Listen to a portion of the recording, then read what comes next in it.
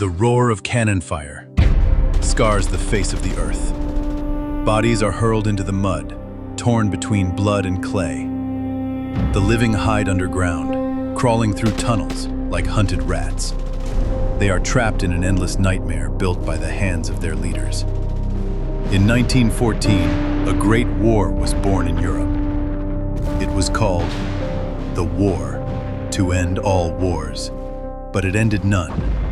Instead, it shaped every war that came after. The killing industry devoured tens of millions of lives. It shattered an old world, and on its ruins, a new world was born. How a single assassination in Europe opened the gates of this hell remains one of the strangest turns in modern history.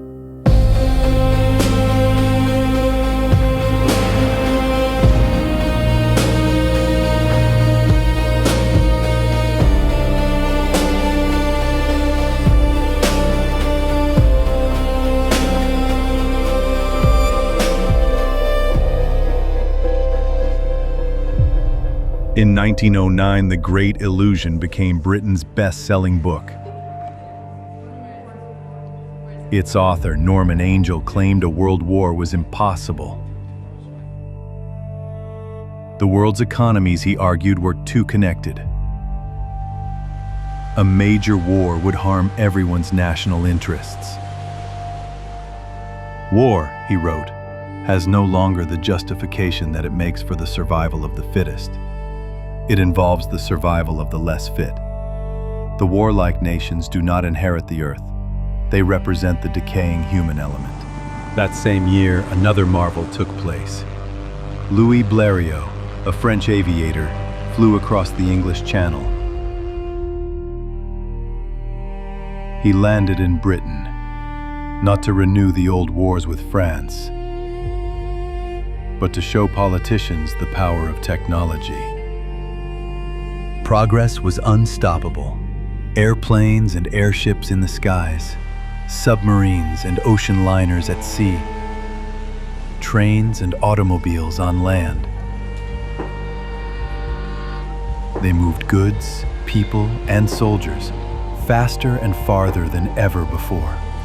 Nations were closer than ever. Even the Daily Mail declared, "England is no longer an island."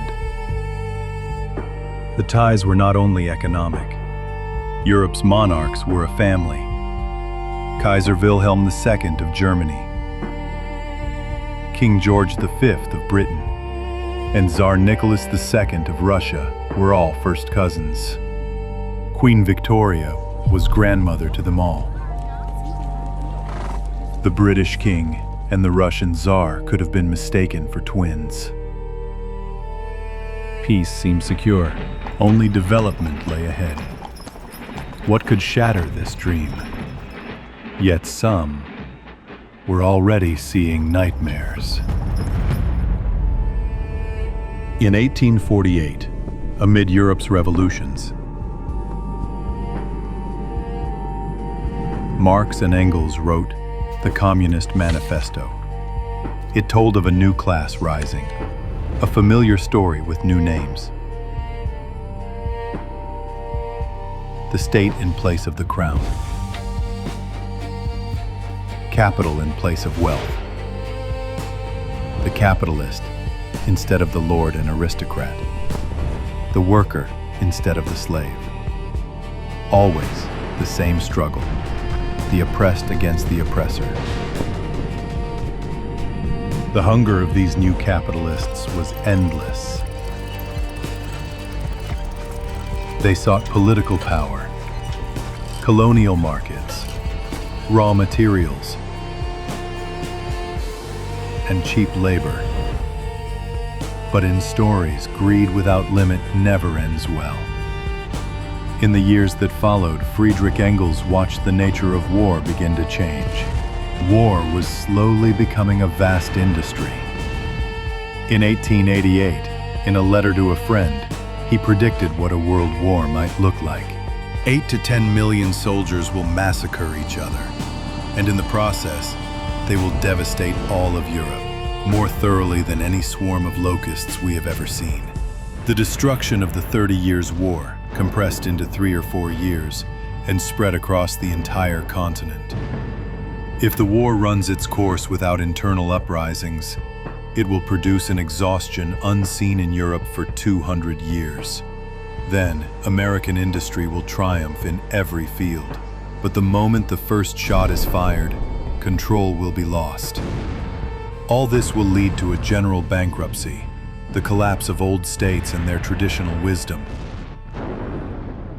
Crowns will fall to the ground one after another, and there will be no one left to pick them up. How it will end, and who will emerge as victor cannot be foretold.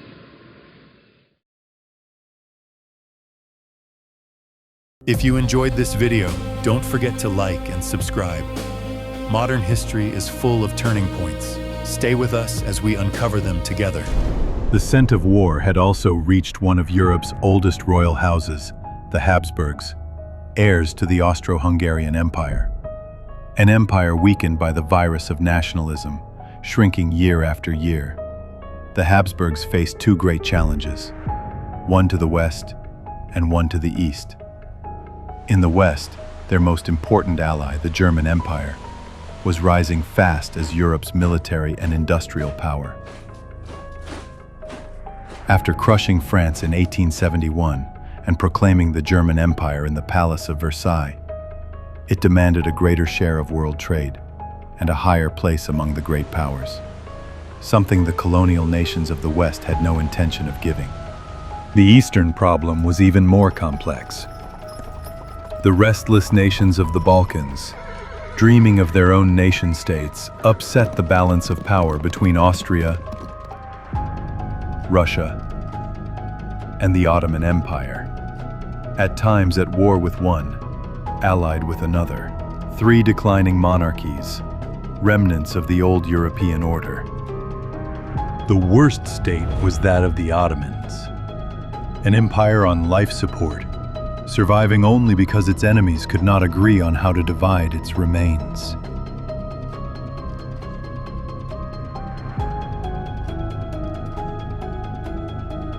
In 1908, Austria-Hungary annexed Bosnia, fueling hostility in Russia and among the nationalist movements of the Balkans.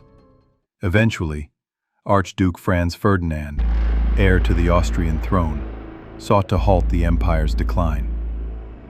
He planned to strengthen its military, transform the monarchy into a federal structure, and grant the Balkan peoples greater autonomy.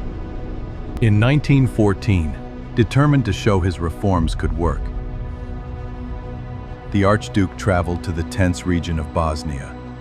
He hoped his visit would persuade others to support his plans, before returning to Vienna.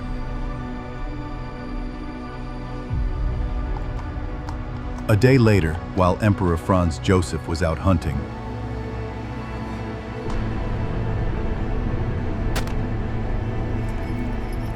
word reached him. The Archduke had been assassinated in Bosnia. The news spread quickly across Europe, not only in Vienna, but in Berlin, St. Petersburg, Paris, London, and Budapest. The first shot had been fired. 1 month after the event, the Austro-Hungarian government declared the assassination a direct attack on the nation and issued an ultimatum to Serbia. War was declared. It seemed the old prediction had come true. One day, some foolish thing in the Balkans will start the Great War of Europe. Preview: what you will see. In June 1914, a royal visit to Sarajevo would change the world forever.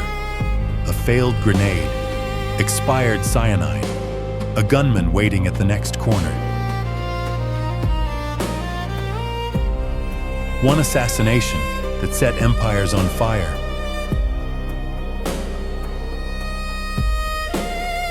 Who really planned the murder of the Archduke? Why did the poison fail twice? And how did a single shot ignite a war that would consume the planet? This is the story of the Great War and the day it all began.